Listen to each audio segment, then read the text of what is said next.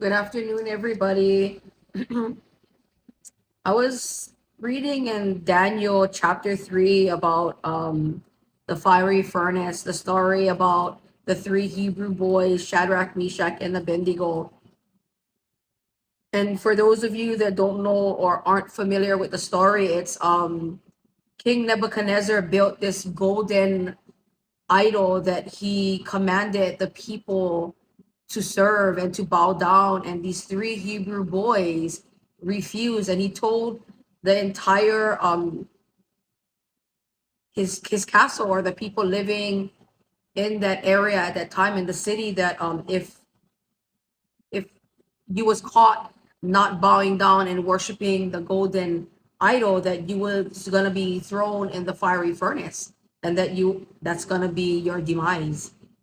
These three Hebrew boys refused to bow down, and it was brought to the king's attention, King Nebuchadnezzar. And when he asked them and he gave them one more opportunity to bow down and worship, they refused.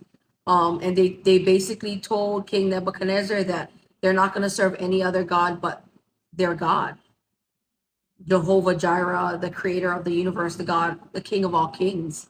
Um,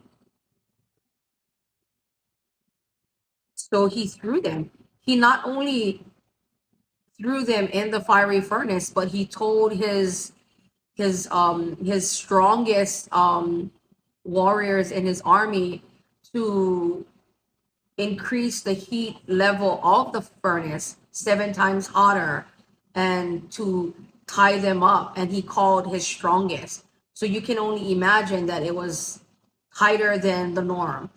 Um, in his rage, he threw them in, Shadrach, Meshach, and Abednego. But I'm going to read to you folks verse 29 and 30. This is after he threw them in, he's upset, and he's punishing them.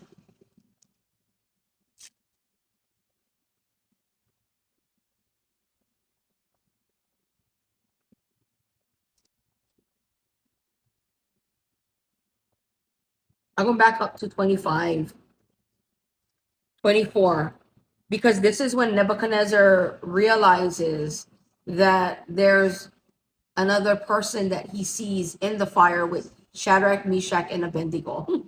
So three boys. In 24, it says, Then Nebuchadnezzar the king was astonished and rose up in haste and spake and said unto his counselors, Did not we cast three men bound into the midst of the fire? They answered and said unto the king, True, O king. And then he answered and said, Lo, I see four men loose, walking in the midst of the fire, and they have no hurt, and the form of the fourth is like the Son of God. And then you drop down to 29. Therefore I make, this is King Nebuchadnezzar now, after realizing that God saved them and he bought them out and he called them out and whatnot. And then he had his leaders look over Shadrach, Meshach, and Abednego, and not only were their clothes and their hair not burnt, but they didn't even smell like fire. So there was no evidence that they were even in the furnace. And in 29, therefore I make a decree. This is the king talking now, Nebuchadnezzar.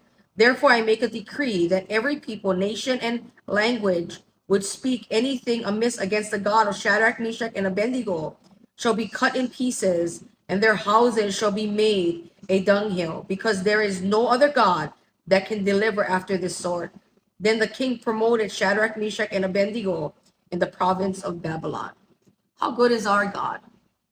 How good is our God? If God is for you, nobody can stand against you, because even after they were punished for not serving and worshiping the golden idol, they were thrown in the furnace where God delivered.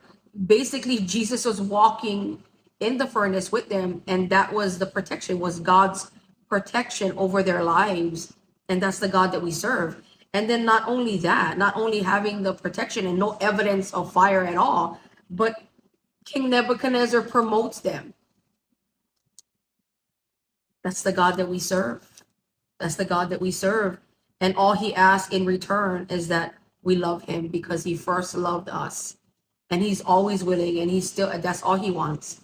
He just wants his sons and daughters to allow him to love you. I hope this blesses somebody. You folks have a blessed and beautiful day.